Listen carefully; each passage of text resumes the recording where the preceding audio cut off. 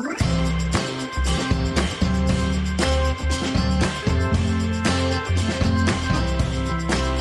right, everybody, welcome back to the Hockey Cards Gongshow podcast. It is Tuesday, June 28th, just after 3 o'clock Central Time. My name is Josh, and I'm joined with Troy. Hey, Troy, how's it going? It is going great. How are you doing? I'm doing awesome. It's a little weird. The hockey season is officially over. Now we have all these free time at nights where we're not watching hockey games. Yeah, so now we can just buy cards and look up values and create more great content. Yes, spend lots of money on cards. That is definitely the plan. We do have a great show planned for you guys today, and we want to get right into the card talk. So, Troy, let's start with the game plan. Definitely. On the show today, we will start with the Stanley Cup Finals. And now that Colorado has won the Cup and Tampa Bay lost, how does that affect, if any, various players' values on both teams? Next, Josh and I will have a discussion on what each of us thinks are the safest vintage hockey card investments. We'll then take a quick look at hobby news and specifically the NHL Hall of Fame inductee announcements and any value implications from that. We round the show out with new releases and our favorite section of our personal pickups and or sales. All right, Troy, I think we should start our Stanley Cup conversations with what hasn't Cale Makar won lately? Besides everything. yeah, he's definitely taken home some hardware. Well-deserved. So in the last week, right, he has won the Norris Trophy, the Conn Smythe, and the Stanley Cup. Not a bad week. No, that's a good thing to add to your resume right there. So, of course, what we're talking about is the Avalanche defeating Tampa Bay in Game 6 and securing the Stanley Cup. Obviously, a big win for Makar collectors, McKinnon collectors, anyone that loves the Avalanche, as it's their first Stanley Cup in, I think, 21 years. Is that right? I think that's right, and it's exactly almost how many years the Wild have not won a cup. But our problem is we haven't won a cup ever, so the Wild just started in 2000, so. Yeah, and it'll probably be another 21 years, knowing our luck. As part of our Stanley Cup conversation, we'll, I guess, start with Makar. Like I said, he won the Conn Smythe for MVP of the playoffs. He finished the playoffs with 29 points, which is insane for a defenseman. And when looking at his values, they've been really steadily rising for the past year. It really brought up to me when I was looking at the last year's sales and even breaking it down into littler chunks from 6 months, 3 months, couple weeks. Everything's going up. So do you think, Troy, that Makar has now moved officially into that top tier status? Would you put him on the same level with Ovechkin and Crosby and McDavid, or do you still think he might be on that one tier lower? I think he's in between. I think he's knocking on the door really loud, pounding his fist to get into that top tier. I mean, 1 year, he's had a great career so far, and he's super young. I think I want to see one more year, and then he's in. If he can repeat this or come close, then he's definitely top tier. But being a defenseman, too, I think he's at the top tier of defensemen for sure. Sure. Well, yeah, you would think that winning the Norris Trophy would automatically put you there. Okay, so you're saying he's in top tier purgatory, pending how he plays early next year. Since winning the Cup, his 2019 Young Gun PSA 10 has climbed a little bit to $1,125, up from right around $1,000 the day before. So we'll call it like a 13% increase over his pre-Cup pricing. His Young Guns Raw is at about $400, which is close to the average it had been at for the past week. And honestly, it's been bumping around from $330 on the low end to $420 on the high end for a couple of weeks now. Looking at Makar's 2019 Future Watch Auto, those are out of $9.99. Remember, that's been pretty much flat for the past month. There have been a couple of sales since he won the Cup. A Raw went for $1,553, and a PSA 9 went for $1,600. Again, not trying to relive a past conversation, but they're within $50 price of each other, the Raw and the PSA 9. And it kind of goes back to last week's what the heck's going on with graded card values. But I guess just another example. I would like the PSA 9 slabbed and done for that for that price if it's that close to the raw. Yeah, it's not a bad price. Okay, jumping over to McKinnon real quick. So he won his first cup. It's a huge validation for his career, right? He's been known as the guy who, great player, gets his team into the playoffs consistently, but gets bounced out of the first or second round. And he had was much frustrated after last year's second round exit. And so in a lot of ways, this year has been really redemptive for him. I guess now we'll look at how that has affected his values, right? Because logic would say, well, this is he climbed the big mountain, and should that push his values, I guess, to that next level?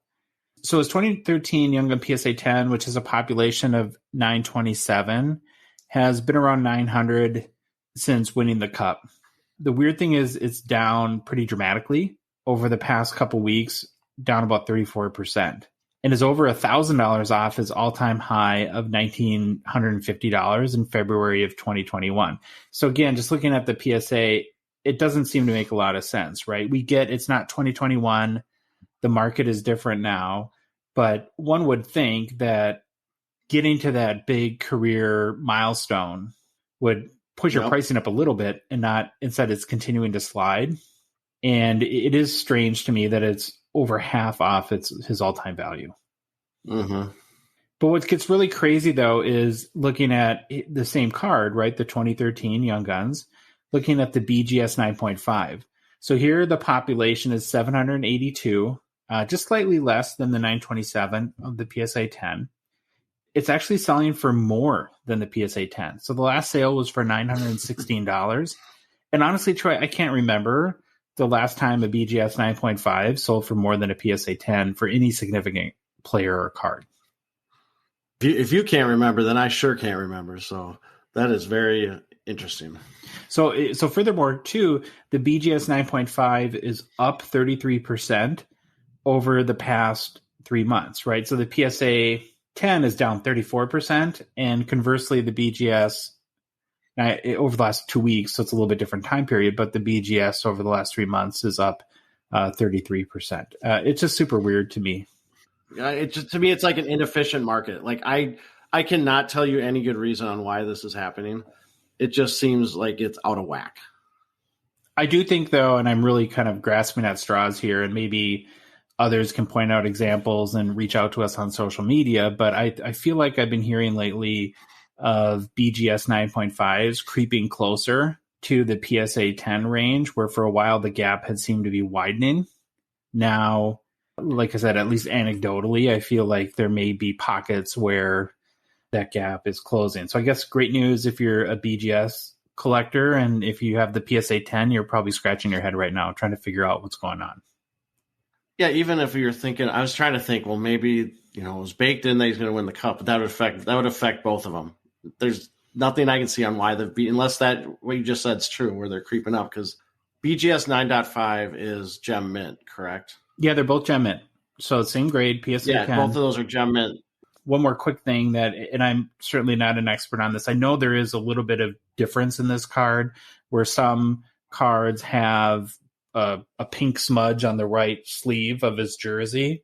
And I don't know if that's affecting the value in some of the recent sales or not. We have seen in some of the listings where people will reference no pink or something of that nature. So I guess as a collector, if you're looking to get that McKinnon Young Guns in the gem mint grade, that might be something to look out for. I think most collectors prefer not to have the pink smudge, but I still have no idea if that's affecting the value.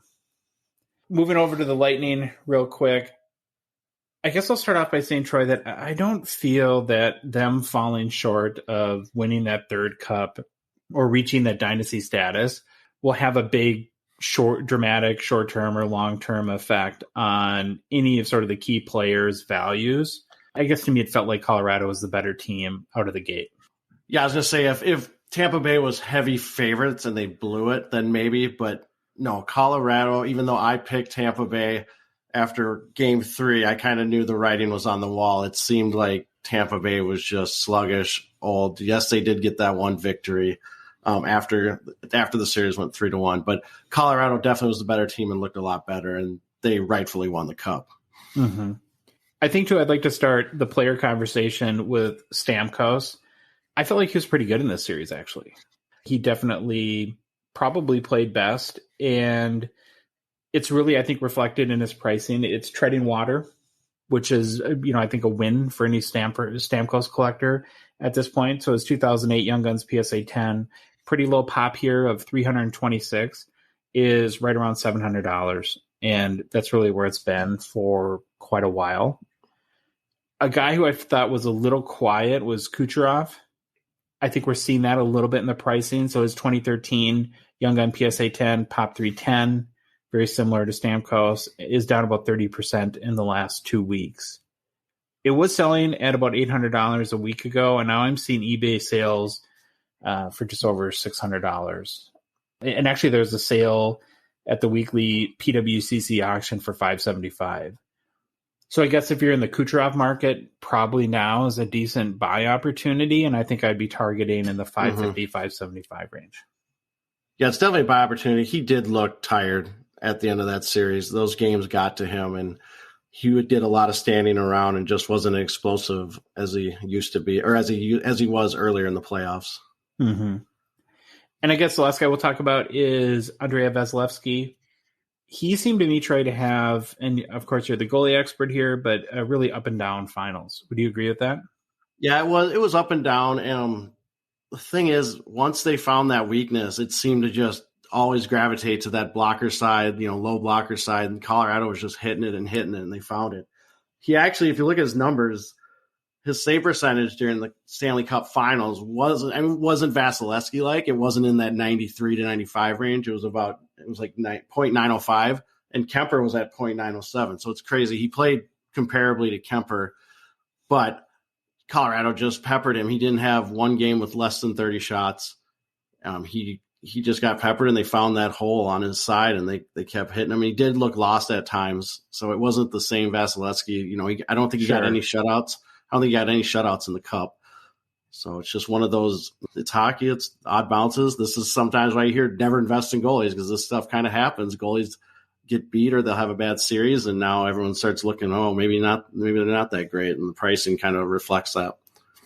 Yeah, and I don't think Lady Luck was necessarily on his side either. So I believe this was at the beginning of Game 6, but I saw a stat on the broadcast that said something like 3 of the last 6 goals had bounced off of a skate before. Yep. Yeah. Like hockey is the one sport that has the most randomness of any sport.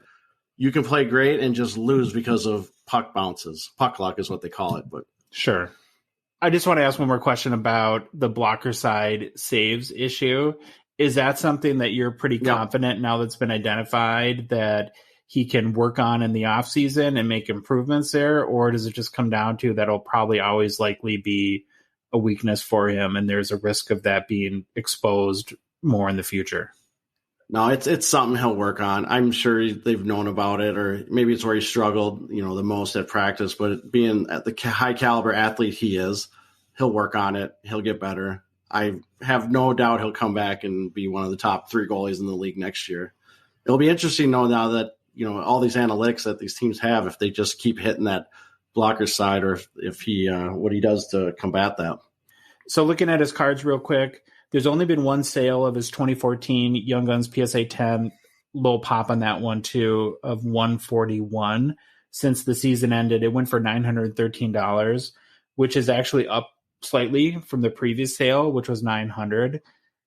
This is such a low pop on this card. It's really hard to gauge the market for Vasilevsky based on his PSA 10, but I thought it was worth noting. What is a little bit interesting, though, too, is his Young Guns BGS at 9.5, an exclusive, so this would be numbered out of 100, just sold on the 26th, buy it now, best offer accepted for $2,000.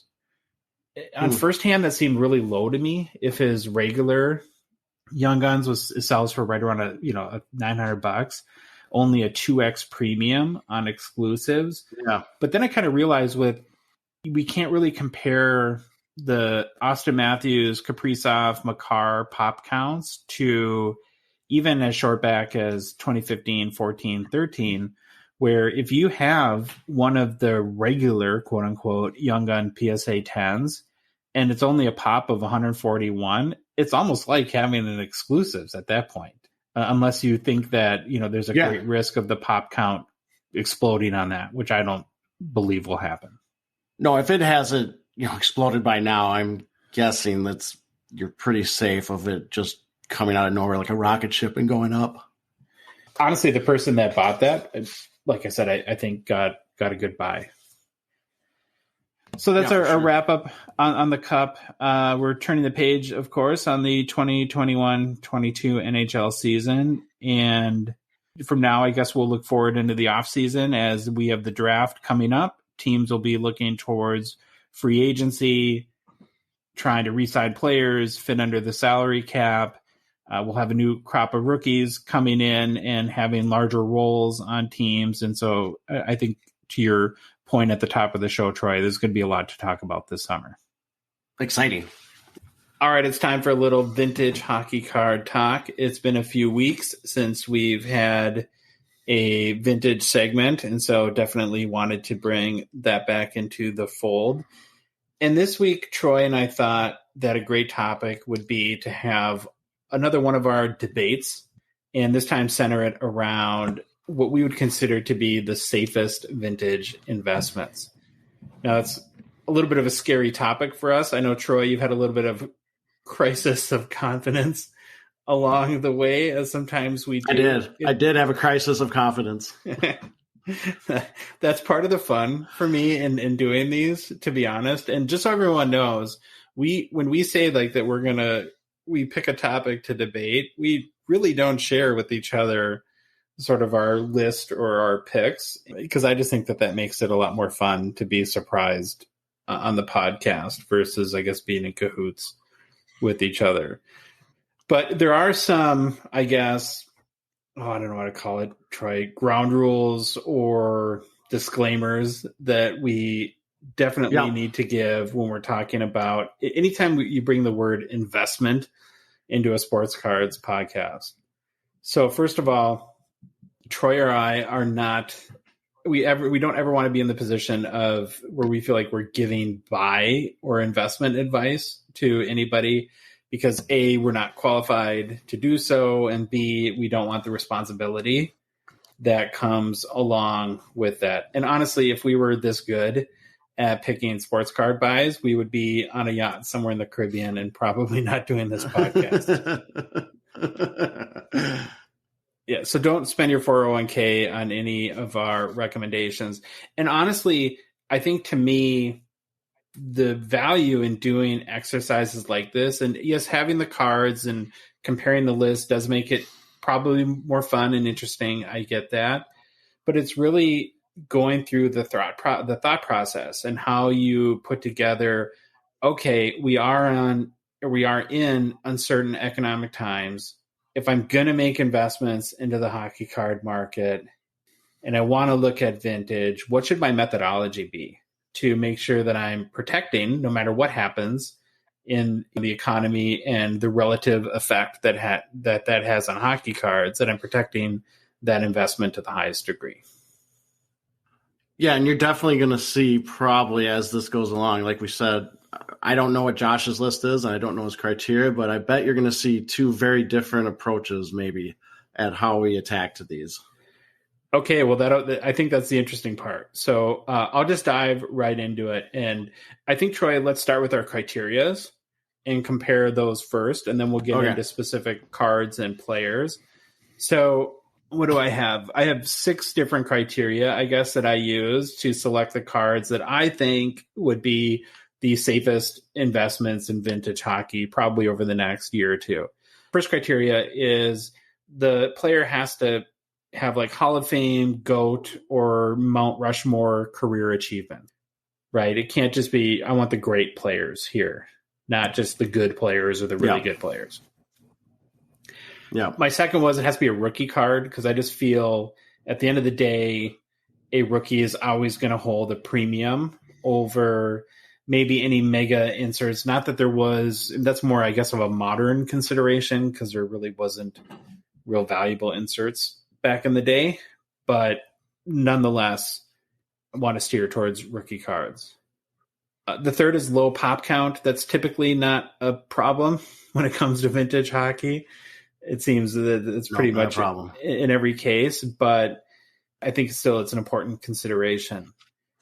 The next one I had is the player needs to be at least marginally relevant, right? So would a 20-year-old have ever heard of this player or have any context as to what he's accomplished in his career? There's a lot of really great hockey players that I'm sure you and I have that played in the 40s and 50s that some diehard vintage collector would be aghast that we don't know who that person is, but we just don't. Yeah. And so I think, to have the most appeal, you have to have at least a little bit of relevancy. My next criteria is the card needs to look cool. That has to be a visually appealing card that no matter the player, that just the design, I guess, of the overall card kind of draws you in. And then lastly, I had, if it helps if you can make the case that the card is already undervalued, right? Because that's just going to protect you if there are economic factors that push the market down a little bit. So how does my list of criteria compare to yours? It's actually pretty close. There's some differences. I will say off the bat, I didn't even put down the card has to look visually cool. Probably should have, but I didn't. So my criteria, my first one, I just put Hall of Fame and Stanley Cups. Like the people I looked at, I wanted to be Hall of Famers and have cups. I put my second criteria is generally regarded in the top 30 of skaters, whether it be points, rankings, NHL list, Hockey News list. Just you've seen their names on lists. They're not marginal. They're like you kind of said, they're not good. These are the great ones. The next thing I said, if I put a goalie specific criteria, if I said if it's a goalie, it better be top 10, possibly top 5 of all time. Sure. Because goalies, they're a little tougher to invest in, and there's a lot more forwards and skaters. I also I have a bias towards forwards when I'm looking at skaters. Now, when I read it, you'll probably be like, well, that guy's not a forward. Yeah, that's true. But that was one of my criteria I wrote down. For specific cards, this is where you and I are going to be different. There are a couple instances where I looked at like a specific card, but I just said for specific cards, you really can't go wrong with high grade vintage rookies if you're looking at graded cards and they're vintage and they're rookies. That if you just need a card, if you want to look at a card, that's what you go with. The high so what do you consider high grade? I would say, for some of these, it would be 6 or above because some of these cards you can't get in very good shape. Yeah, the pops are low no matter what. And then my last one, the more I read this one, it's not really a criteria, but it kind of is. It gets that relevant. I said it helps if the player's still relevant, but it also might help if they're deceased because the chance of bad news coming out about them is a lot less when they're deceased. But, if they're already deceased, they've already had that bump that they usually get from being deceased. So I just Captain Obvious. I picked both ways to watch it. Yeah, obviously it's a little bit of a morbid topic. Yeah, and I would add to the whole deceased factor is you don't have a whole bunch of new cards being produced with autographs that might, like you and I have talked about personally, how many Bobby Orr autographs have come out in the last 5 years. Yeah, right. It seems like truckloads. Where that could take away a little of the shine from the vintage cards just by having them on a more modern and relevant card design, I guess. Yeah, for sure. Okay, so how many cards did you end up with on your list or players? So players, I have 1, 2, 3, 4. I did 4. Okay, well, I did 5. And none of mine are going to shock the world, I can tell you that. We'll see. Okay, so since I have one more, I'll start, and then you can chime in if you have the same card or same player, and I guess we'll just mix and match from that perspective. Like I like to do, I ranked mine. So I'll start with, I think the number 5 safe vintage card investment would be for me, the 1971 OPG Guy Lafleur PSA 8, which has a population of 235 and last sold for $1,710 on June 5th. So did you have Mr. Lafleur on your list too? I did not, and I looked at that card, and I talked about my crisis and analysis. Yeah. That is exactly one of them that caused that. Like, I looked at it, I know exactly the card you're looking at. I agree with. I mean, I get why it's on your list. I don't have any reason why it shouldn't be, but I was just a little overwhelmed in my analysis. We'll say. All right, so I'll give a little context here. So again, I'm looking at the PSA 8. It's a population of 235, last sold for $1,710. His PSA 9 has a value of 8,400. So we're comparing 1710 here at 8,400. That has a pop of 52. And the PSA 10 has a pop of 6 and last sold for $31,200. Right. And so one of the reasons why I picked the PSA 8 is there's only 58 cards in PSA's population report with a higher grade. So I felt like, that there's still enough where at 235 where you could get the card. How often does this PSA 10 come up for sale, right? With the population of 6, maybe once or twice a year at most. And then it's still, relatively accessible at just under $2,000. Beyond that, though, so Lafleur is obviously an iconic player. Just as importantly, and this could have been actually part of my criteria, he plays for an iconic franchise, right? And so I think that that's one of the things that you can look at.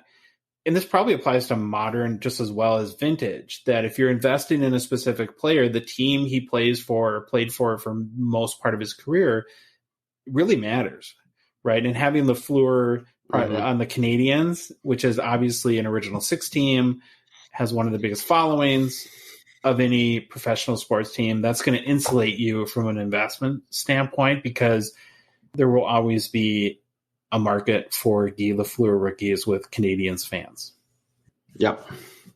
Then just looking at the value, or I guess from the value perspective, given the PSA 8's value is 4 times less than the 9 and 15 times less than the PSA 10, I feel like it's a safe investment. And this theme will come up, I think, in a couple other cards, where if I had to predict what's most likely to happen, I think the 9 will catch up, or the 8 will catch up to the 9 and 10 is more likely, I guess, than the 10 increasing in value. Would you agree with that or no? Yeah, I could see that for sure. Okay. I think most people are familiar with Mr. Lafleur, but just to highlight his stats and achievements, going to, I think, some of your criteria points, Troy, is he's a 5-time Cup champion, which is insane. Again, 5 more cups than the Wild and North Stars have won. Just saying. Ever. 1,353 points. Of that, 560 goals. 3-time Art Ross Trophy winner. 2-time Hart Memorial Trophy winner. Conn Smythe winner. That's pretty dang good. My last point, which could be the most important, is Guy Lafleur not the most hockey name ever? He had the sweet nickname too, the Flower. I mean, you can't beat that. The guy was just all grace. He was awesome.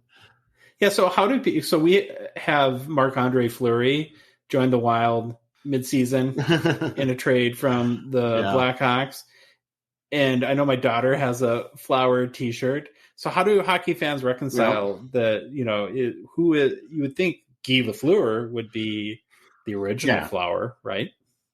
To me, Guy Lafleur is the Flower. Like, I don't.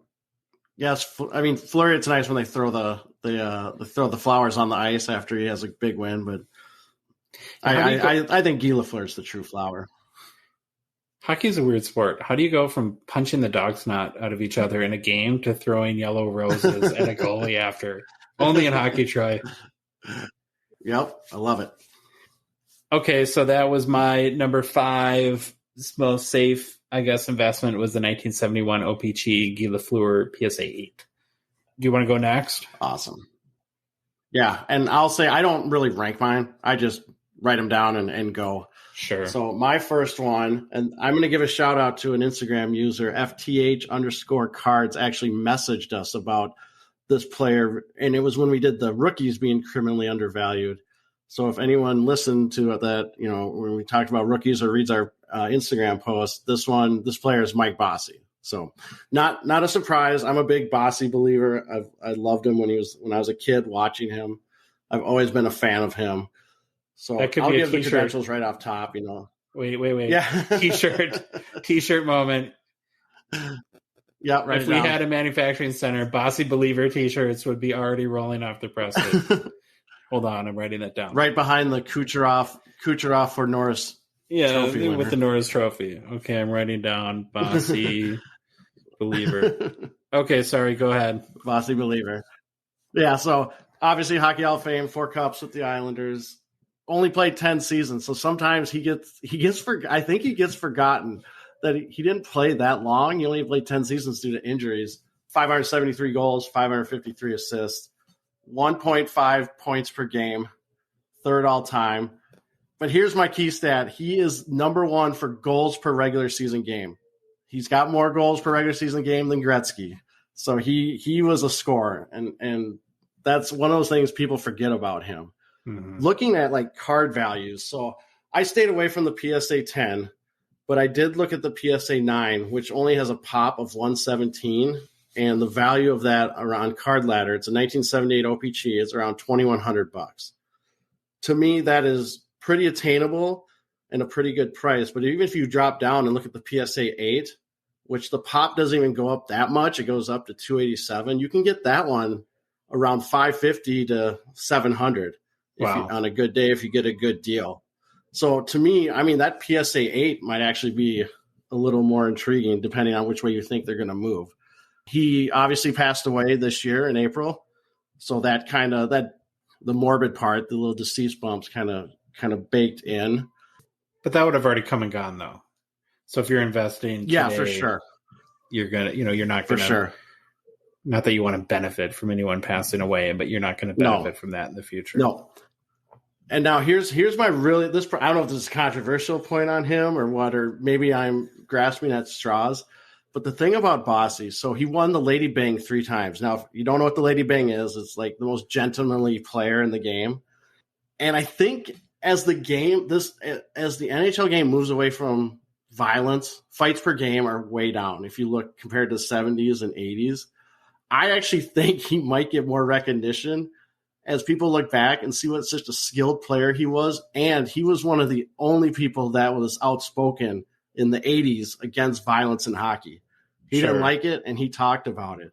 And I'm curious if that plays into him a little bit. Now, let's be honest. We all like physical hockey. I like it. People like to watch the fights. But as the game moves to more skill, moves towards a European style or like an international game, or look at the Stanley Cup playoffs, I mean, you don't see a lot of fights. It's all skill. And I think there's something to be said that he will be appreciated even more as people kind of realize what he stood for when he played.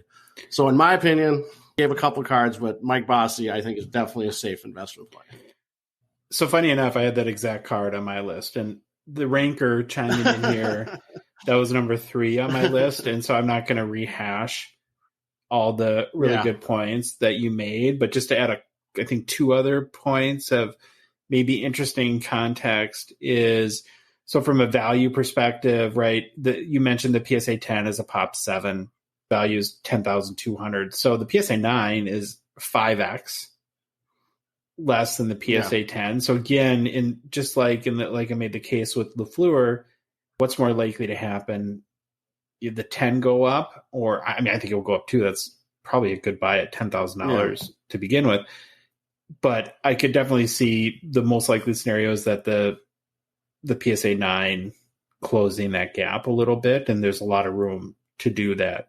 The other thing that I would mention about the 1978 OPG Bossy is, to me, just like with the Lafleur, it falls into the class of just iconic vintage cards, right? And so if you, and going back to, I think, to the relevancy piece a little bit, that if you took 100 vintage hockey collectors and said, name the 5 most iconic cards, I would assume most of them would have this card on that list, right? I would think so. I would. But I'm biased, so. Yeah, it's just instantly recognizable. And so I think we agree there. So one last question about Bossy that I don't know. Did he had to retire because, was it knee and back issues? Is that what got him out of the game? Like his knees were shot. His knees, back. because he was still so good. It's crazy what his point totals could have been if he could have stayed healthy. But yeah, and part of it. This isn't part of it, but he played in that era where this gets back into his health. He smoked all the time. Him and LaFleur were huge smokers when they played. Yeah, and they both recently died of lung cancer. Lung cancer. So that doesn't affect. I don't think smoking affects your knees and back. Maybe, I don't know. I'm not a doctor. This is not medical advice, but yeah, it was his. Back, knees were just shot at the end. And I guess one final point is he's in 9 of his 10 seasons he scored 50 plus goals. Right. So even going back to our Stanley Cup, and we didn't talk about this on today's pod, but Troy and I were talking earlier about McKinnon and why isn't he worth more and what tier of player is he in? And I think, Troy, what you had brought up the stat where, what do you have, 30 goals or 32 goals or something like that this year? Yeah, it's not like his goal numbers blow you away, McKinnon. Yeah, they're fine. They're not bad. I don't think we're trying to say that. But when you compare that to somebody like Bossy, who for 9 out of his 10 seasons had more than 50 goals, that's pretty impressive. Get the people, we know it's a different era. We know the goalies are better. So I'll go to my number 4. And this is the one card, if you think back to our undervalued vintage rookies, I guess this is the one repeat that I had from my list. And it's the 1984 OPG PSA 10 Steve Yzerman. It's a pop of 122, sells for around $4,000. And I guess given that it was on my undervalued list, it's not a huge surprise probably that it's on my list for safe investments as well. I made the case for him. I think it was 2-3 weeks ago now. So I'm not going to go full bore into it again, but just briefly, 7th in all-time scoring with 1,755 points, includes 692 goals, so almost 700 goal scorer, 3-time Stanley Cup winner, 10-time All-Star, had 155 points in 88-89, including 65 goals, won Conn Smythe, Selke, Masterson Trophy. Again, like LaFleur and Bossy to a certain extent, plays for an iconic team with a huge following, original 6 team in Detroit, so that will always protect his value. I made this point in undervalued rookies too, relative to his peers. You look at like Lemieux, Messier, Ray Bourque, where their PSA 10s are Lemieux's at 44,000 and Messier like 14,000 now, and Bourque around 7,000. It's just weird that Yzerman would be half of Bourque even. And I made the case that the card, I think, should be worth double probably what it is today. And so, the only other point that I would add to what we had covered previously is, I still think Steve is really relevant, right? He was a longtime general manager at Tampa Bay. Now he's back with the Red Wings, kind of further cementing his legacy with the franchise. And I'm just surprised that, especially too, again, going back to 122 population, that there isn't more value for that card. Yeah, plus it's an original 6 franchise. The Red Wings, people love the Red Wings. There's a lot of collectors out there for the Red Wings. So it's very curious, his pricing on that with that low pop count too. So that was my number 4. Troy, do you want to go with your next card? Yeah, so the next one I had, and this is going to be, I'll probably get some Captain Obvious ones on this, but when I was looking at, my research and investments, safe investments, I'm going to go with Bobby Orr. So no surprise probably to a lot of people. Obviously, I don't know if I have to regurgitate his stats. Most people know. I think it's just interesting. He's Hall of Fame, 2 Stanley Cups, 1.39 points per game for a defenseman. That will always be something that is just crazy, especially at the time when he did it. We talked about it a little bit before. He's still active. He's still alive. He's an ambassador for the NHL. He does stuff with the Bruins still, I believe. And I think a really good thing with him is that how much did we hear about Bobby Orr in the playoffs? Yeah, Cale Makar got compared to him all the time. Yeah, the relevancy all the time comparing to Bobby Orr. Cale Makar is the next Bobby Orr. And I think that brings out the whole, I've kind of said it, he was ahead of his time by far, way ahead of his time. Sure. Like by decades. And I think as the game progresses to more offensive defensemen, he's still going to be like the one to look at, the one that started it all. I didn't really. I mean, I was just on the name Bobby Orr. If you look at his cards, he does have the iconic rookie that's like the TV set. If you know what the one I'm talking about, it's the 66 tops. It's a tops where it's kind of in the TV set. Now that card's expensive. Don't get me wrong, but if you want a PSA 1, I'm going to bring it up here just so I see it. It's like $1,900. But if you want you want a cheaper option, there's a 69 OPG that you can get a PSA. Let me see. I brought it up here. PSA 7 last sold is $468. To me, that's pretty good value for a great Hall of Fame player that, to me, is a safe investment. So I didn't really look at a lot of cards with him. The name was more important to me. So any Bobby Orr, if you can find it in great shape, I mean, I have, or even in graded, I have no problem with that as being a safe investment. Yeah. So his 1966 tops PSA 8 was my number one card for a lot of the same reasons why you just mentioned. And he is really relevant. A couple of things that came to my mind on the relevancy factor were, just like you said, his name in reference to Makar has been thrown out, feels like religiously over the past month. Yeah. But as part of that, though, you can even see the reverence that the current players have for that. I saw a couple times where Makar was asked specifically about how he feels about being compared to Bobby Orr, and he very smartly wasn't really having any of it. I was trying to say, basically, don't compare me to the GOAT, right? Defenseman. I also think, and this is more of a double-edged sword kind of maybe point, but the fact that he signs 1 million autographs still and is in just about every Upper Deck set does keep him relevant, right? Because you're exposing his cards to young collectors that maybe weren't aware of him or certainly didn't see him play. I wish to some degree there was less of those, but like I said, it does keep you relevant. And I even think from a value perspective, his PSA 8, which has a population of 47, sells for around 44,000, I think was the last sale. That's actually, is that the 66? Yeah, that's a 66 tops.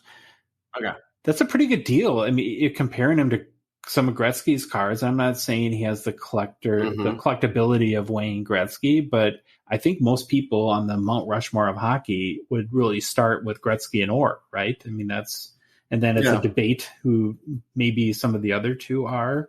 And so you compare Orr's values to Gretzky's, they're not even the same stratosphere. It's like, is Gretzky's PSA 10 OBG going to go to $4 million? Is that more likely? Or is it more likely that Orr's PSA 8 goes to 60,000 versus 40 where it's at today? There is one PSA 9, right? So there's 47 PSA 8s. There's one PSA 9. I also think if you were to invest in a PSA 8, if and when that 9 ever sells, it'll be for a big number, and that sale would push the value of the PSA 8 up proportionately to some degree. Maybe not directly proportional, definitely, but to some degree. And then, like I said, given that most great hockey player conversations would start with probably Gretzky and Orr, if you're betting on the growth of the hockey card market as a whole, it's hard to imagine a scenario where the hockey card market grows and Bobby Orr values don't. Yeah. Especially of his rookie cards. So again, the whole point of the exercise is safe investments. All right, Troy, why don't you go with your next card? All right, my next one. This is going to be short and sweet. It's Wayne Gretzky. I actually looked at a specific card. This one was just a specific card that I saw that looked like a great value, and it's Wayne Gretzky. It's not going. It shouldn't go down, but it has went down a lot. It's the 1980 OPG PSA 8. Its value right now is around $510 on Card Ladder. So that's his second year PSA 8, second year card. It was at about $1,000 6 months ago. So it has taken a huge drop. And to me, at 510, I will be looking for that card. That to me is a great. Do you have any idea what the pop count is? Gretzky. I did not write that down. I will look at while you talk. Okay. why you agree with me. I definitely agree. I mean, it's hard to go wrong with Wayne Gretzky. To me, I left him off my list because it's a little bit of a tough one in, his higher value rookie cards are at a point where if you're looking at a PSA 10 at $2 million or something like that. I mean, I could see that going down. So I don't know how safe that is over the long term, but the 80 is an iconic card as well. Is that's the one with the scratch, right? Or is that the 81? No, that's the 81. The 80s, it's got the hockey puck in the bottom right. It's population 765 on that PSA 8, 1980 OPG for $510. If I find that, I'm buying it. To me, that's a fantastic value. In the grand scheme of things, pretty low pop, but it is higher from a vintage perspective. And yeah, for sure. And I think, to the relevancy factor, having Wayne on the TNT pregame and postgame show this year is helpful in that regard. Yeah. Okay, my next card is the 1985 OPG Mario Lemieux rookie, and I specifically picked the BGS 9.5. This has a population of 73. For me, so obviously Lemieux is an iconic player, but this next point, I'm curious if you're going to agree with Troy. I think this card, so again, the 85 OPG Lemieux rookie, is the most iconic card of the 80s. Well, since I will disagree, but only because I think the Pelle Lindbergh rookie card is the most iconic card, but I'm in a small minority. Okay, in your little goalie bubble. Fan. But I get that. But yes, the card of him, it's just his front profile. I think his chin strap might be unbuckled, but he looks like he's exhausted. It's an iconic looking card if I remember that. It's a great design. It's clean. It fits the era. For my money, it's pretty awesome. But what really drew me to this card specifically, again, the BGS 9.5, is the value differences between that and the other grading companies. So this card last sold for $6,000 on May 27th. So here's where it's going to get a little crazy, right? Okay. PSA 10 with a population of 48. So the the BGS 9.5 is a pop of 73, PSA 48. So obviously BGS a little higher, but not by much. The PSA 10 last sold for $50,400 in February. So we're comparing $6,000 for the Gem Mint BGS to $50,000 for the PSA 10. Huh. If you even look at SGC, it gets stranger. Not a high pop as you would expect because people haven't been submitting hockey cards to SGC, only in the last few years. But the Gem Mint SGC 10 has a pop count of 10. But it last sold back in November for $19,345. So the BGS is currently valued a third of what the SGC 10 is. And honestly, for that reason alone, I think the BGS 9.5 at $6,000 is a really safe buy. Yeah. Yeah, that's interesting on those. Once you say that, it's like, yeah, that definitely makes sense to me. Like that is a really good buy on that than BGS one. Yeah, so the PSA 10 is what would that the difference between 6 and 50,000? That's more than a 6 times or 8 times multiplier from BGS 8 times to that's crazy. All right, do you have one more? Definitely crazy. I think I do. Yeah, I have one more. It's another one where I have to put a goalie in here, or I'm doing myself a disservice. Sure. Josh, you'll probably figure it out. But I went with, and I can't remember. I think we might have posted this on Instagram, but I apologize. But I did Patrick Waugh, and again, it was just a specific card that I was looking at because of the value I saw. It's this 1986-87 OPG rookie. Yeah. The PSA 9 with a pop 273 is right around $340. And if you even step down, the PSA 8 is $225 with a much bigger pop of 979. So they're kind of close on that. So to me, does that mean the PSA 9 is the better value? does it have more room to run, or is the PSA 8 way overvalued at 225? But being Patrick Waugh, 4 Cups, Hall of Fame, 551 wins, he's still relevant. He's a coach in, Quebec Major Hockey, so he's developing young players. You got to watch with him, though. He's got a temper. He's been arrested before for assault during hockey games or something, so you just got to watch it with him. But as a goalie, he's one of the greatest, in top 3 for sure for me. And those values seem really, really good for his stature and his how good he was. So I know from the stats and accomplishments and awards perspective, he's up there with any goalie. And me being a child of the 80s like you, Troy, he was the iconic goalie figure of that time. And so for me, he feels like, and this is where I just don't know where my bias is, but he feels like he could be the most popular or relevant goalie ever. And I don't know if somebody who's 20 years younger than me might think of like Martin Brodeur or Henrik Lundqvist or Carey Price or one of the more contemporary goalies. Yeah. But I would think, going back to, I kind of like the Mount Rushmore litmus test, that if you were going to name the Mount Rushmore of goalies, that most people would have him as one of the 4, right? Yeah, for sure. I would think so. Okay, so I think that's a pretty good list. We had a lot of crossover, like you would expect. Right, we have Guy Lafleur, we had Mike Bossy, Mario Lemieux, Steve Yzerman, Bobby Orr, Wayne Gretzky, and Patrick Waugh. Really guys that you can't go wrong with. We do want to know your thoughts. Feel free to message us on Instagram, whether it be in the comments, whether send us a message. To us, this is a fun conversation. Again, you can critique our player selection. You can critique our evaluation criteria. At the end of the day, us sharing this information just makes us all better collectors and investors.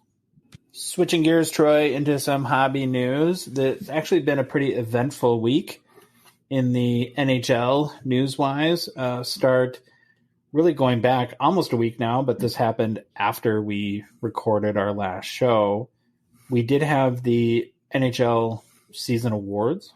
There's 4 notable players, I think, that won an award. So starting with the Calder, I guess. Well, or wait, maybe I should say, have they officially renamed it the Cale Makar season awards, or not yet? Is that coming? Not yet. I don't think. Not yet. Okay. They're holding out. They're holding out. All right. So Calder Trophy, which is Rookie of the Year, not a surprise to anyone, went to Moritz Seider for the Detroit Red Wings. It is kind of fascinating, though. We're sort of continuing the surge of ultra exciting defensemen, going back to Adam Fox, Mr. Makar, of course, and now you have Seider. Is this a defensive renaissance? I think it's an offensive defensive renaissance. There you go. There you go. Price-wise, it's a little hard to judge any impact because he essentially won the Calder right as Series 2 came out, and there wasn't any historical context to compare it to. And honestly, there really wasn't much of a price movement after the Calder announcement. I think he had already been established as the top rookie in Series 2, and frankly has greatly overtaken at this point Caulfield and Trevor Zegras in Series 1. So he appears to be the rookie of the 2021-22 seasons, and winning the Calder, I guess, reinforces that. But his pricing remains about $115 per raw. I haven't seen any graded cards yet, but I'm guessing within the next. I'm sure some people express those to PSA or SGC. We'll start to see those soon. It pays to be the first mover on that if you can get it. So does that kind of fall in line with what you expected, or did you think another player was more deserving than Seider, or did he just have all the momentum? No, I think he had all the momentum, and a lot of the analysts I read all had Seider taking the Rookie of the Year, so I don't think it was a huge surprise that he won. We talked about Makar a lot, and so I don't know really what there is at this point to rehash regarding the Norris Trophy, but any award that he qualifies for, he wins. His values only go up. He heals babies and solves world hunger and creates peace and harmony wherever he goes. Is that a good summary of Cale Makar? Yeah, I think that works. He needs kind of a name, like, you can have Connor McJesus. How can we do Cale? Cale Jesus. Wait a minute. I'm getting my t-shirt pen ready. T-shirt idea. I'm on number 3 t-shirts. Yeah. So honestly, like I said, there's really not much to say. So I guess we'll move on to the Vezina Trophy. That's how you say it, right? Yep. Okay. Vezina. It's spelled Vezina, but so that gave me my crisis of confidence for a second there. We had Shesterkin winning it. Not a surprise, I think, to anyone. He had an amazing regular season. We did see actually some value movement. So prior to the award announcement, his 2019 Young Guns Raw was selling in the $135 range and has since bumped up to $180. So that's a pretty, or I should say after the announcement, bumped up to $180. Pretty short-lived, though. It's come down a little bit and has settled in the $135 range again, where he was selling before. And I guess the lesson that we want to continue to communicate and reinforce is, as collectors, we need to recognize buyer and seller markets. Buying that Shesterkin Young Guns you've always wanted the day it's announced he wins the Vezina Trophy is typically not a great idea from an ROI perspective. Yeah, I'm curious why people, did they panic probably thinking it was just going to keep going up, or just uninformed or uneducated? People get swept up in the emotions. We're uneducated at times, so just believe us. I'm not ripping on whoever bought it for 180, but I was just curious, why did that spike so quick and then fell right back down? So then that really, the only other award of note would be the Hart Memorial Trophy going to the league MVP, and we had Austin Matthews winning that. So I'll ask you the same question about Matthews that I did with Makar. Do you think him having the season he did, leading the NHL in goals, winning the Hart Trophy, does this put him in that top tier with Crosby, Ovechkin, McDavid? Yeah, I think he's up there. I see now I'm going to get in trouble. I'm not the biggest Austin Matthews guy. I just never have. He's never excited me that much, but he's a really good player. And I think definitely he is up in that tier with the season he had. 60 goals. That's really, really good for the way the game is played now and how skilled everyone is. So I definitely think he's jumped into that next year. He's proven, he can sustain output. So yes, he is up in that top tier to me. And I think the next crucible for him and McDavid is now winning, right? He's a player, though, and I've got a feeling in subsequent episodes, this is going to come up a lot, where we typically don't, anytime we're talking about cards, we're talking about insanely low pop counts. When you start to look at any value related to Austin Matthews, the first thing you have to remember is the pop count for his PSA 10 is, I think, 74 or 2453, so 2,453, and the BGS 9.5 is 4,745. So it's over 7,000 combined for PSA and BGS at the Gem Mint.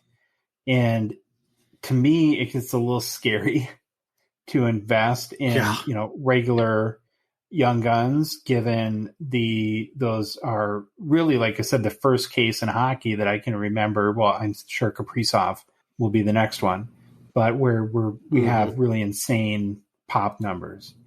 I don't know if that's the reason, but his PSA 10 is down about 19% in the last 6 months and has slid another 10% in the last 2 weeks. His BGS 9.5 is worse, down 15% in the last 2 weeks and 26% over the last 6 months.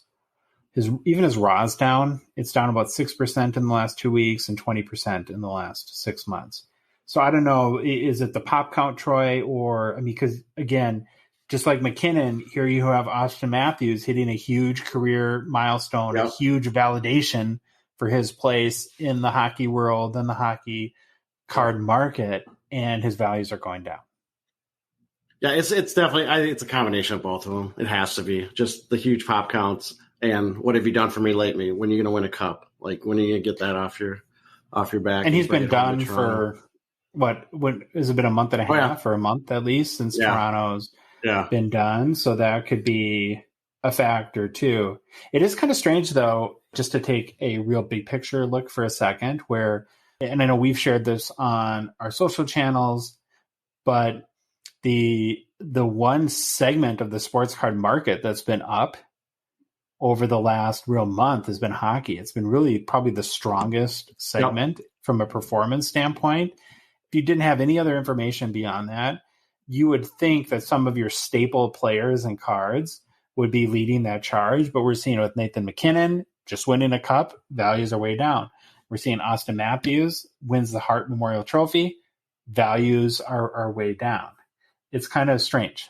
But going back to our previous topic, what we have seen though too a little bit is, and I think this is a good thing, an exciting thing for me, is that, vintage has been carrying the water a little bit for a number of players. And to me, that's like bedrock for the hobby, or, foundational sort of structural component there. So like I said, just you would think that Austin Matthews winning the Hart Trophy, you would be talking about some nice increases in value, but it's the exact opposite. Yeah, that's one of those curious cases. All right, let's switch gears quick and talk about the Hall of Fame. That's the other big announcement that came out yesterday from the time that we're recording. I guess as part of that, there's 4 notable players, and kind of a neat story in that, which you have Henrik and Daniel Sedin, as well as Roberto Luongo, all essentially teammates in Vancouver, getting their induction announcement on the same day. And the other notable player is Daniel Alfredsson from Ottawa.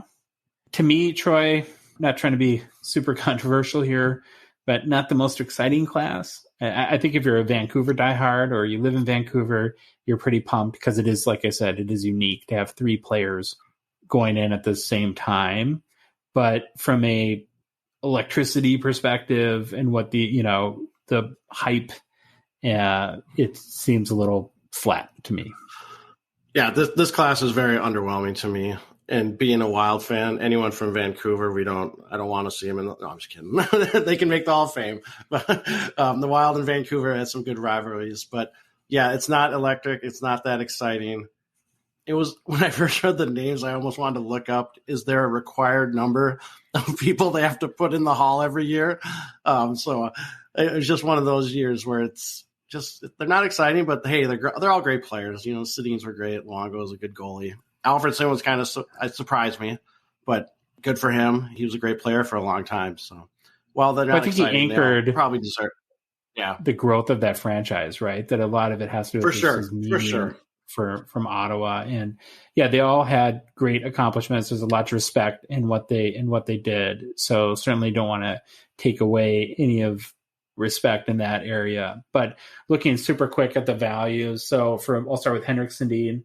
Prior to the Hall of Fame announcement, his 1999 Young Guns was selling raw in the $10 to $15 range.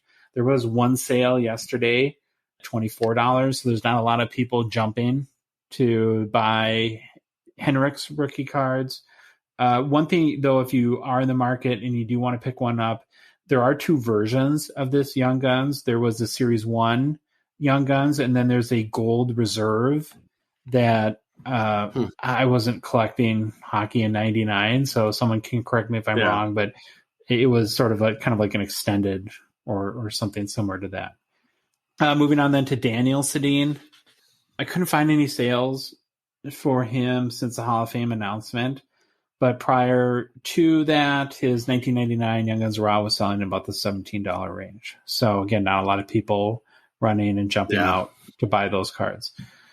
Roberto Luongo, there has been a little bit of a jump. So in his 1999 Young Guns, the last sale prior to the HOF announcement was $16 and actually jumped to $58 right away. So this is an area I think where the collectors have responded. I don't see it staying at that level. So again, if the Hall of Fame announcement triggered something in you where you think, boy, I would really like this card. I would wait a couple weeks, and it may settle higher than it was pre-Hall of Fame, but I think you can get in the low 20s, I'm sure, in a couple weeks. Yeah, we need to find the Instagram account for the Roberto Luongo collector and see what his thoughts are. Yeah, there you go. There is an Instagram account for almost every hockey card, which is kind of awesome. Yep. Actually. Yeah, it's awesome. Well, the last guy is, again, Daniel Alfredsson. His rookie was in 1995. The Young Guns was part of the Upper Deck Collector's Choice set. Honestly, again, there's not a lot of sales. I did find a couple of raw in the past couple months, and they were in the $12 to $15 range. So, again, I think the sales data sort of supports that the whole notion on this class, respect the achievements, respect the contributions to their team, but just in general, the market is a little meh about the whole thing. Okay, so let's talk about new releases for a minute. We have talked about Authentic in the past couple of weeks, but I guess today, if you're listening, the day the podcast is released, which is June 29, is the release date of Authentic. So I do want to spend a couple minutes, again, reinforcing some points. The first and most important for everyone to remember is, again, this is 2020, 2021. So it'll be the 2020 rookies, i.e. the guys who are basically starting their third season in 2 months, which is, as we've talked about, is insane.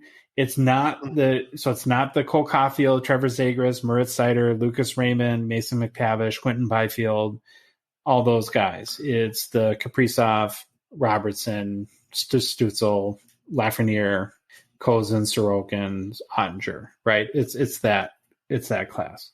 I have noticed that pre-sales pricing has reduced over the last couple weeks.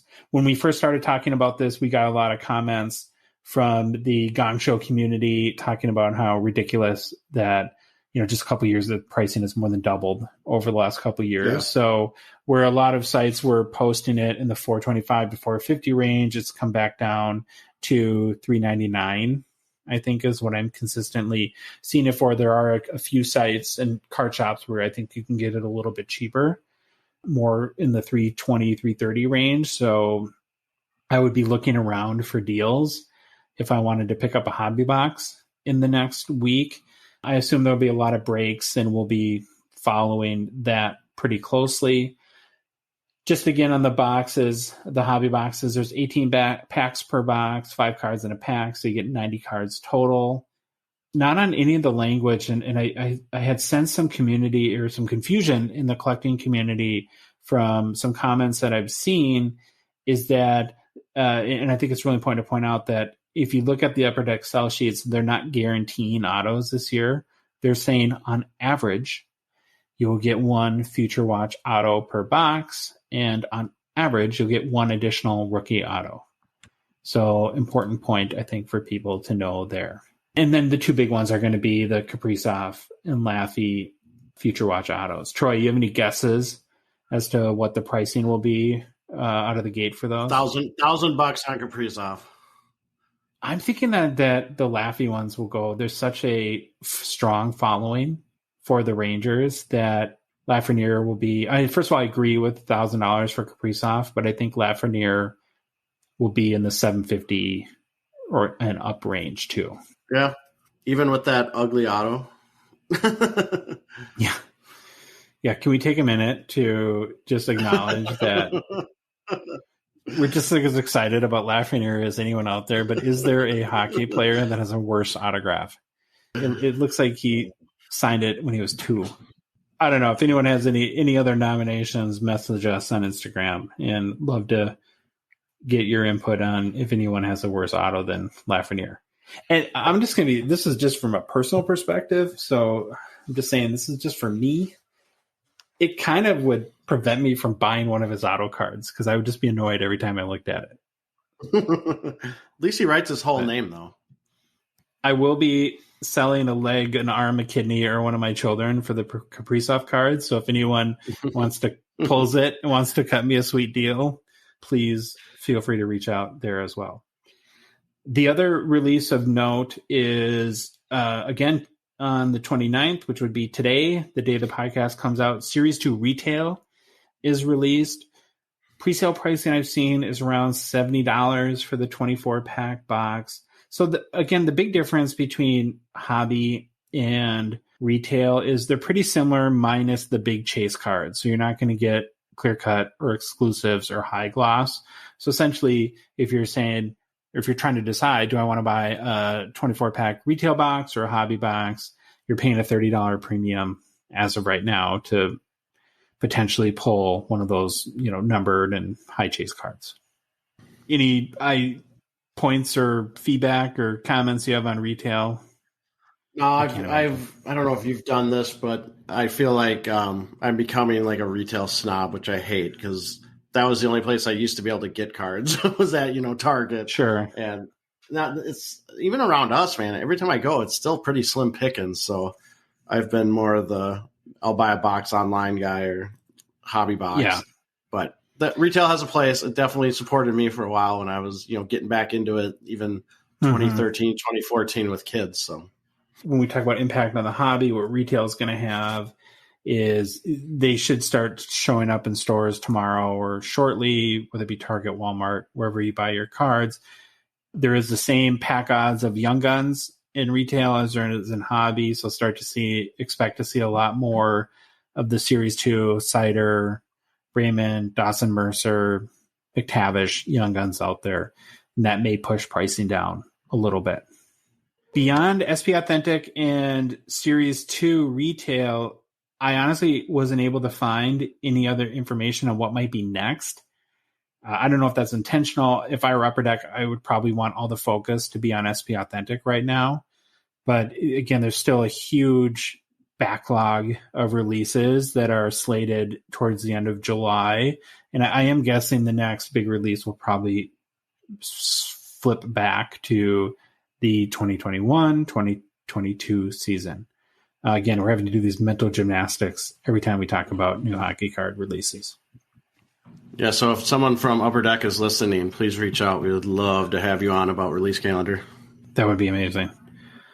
Okay, now our favorite part, personal pickups. Troy, as always, your honor. It's a Caddyshack reference.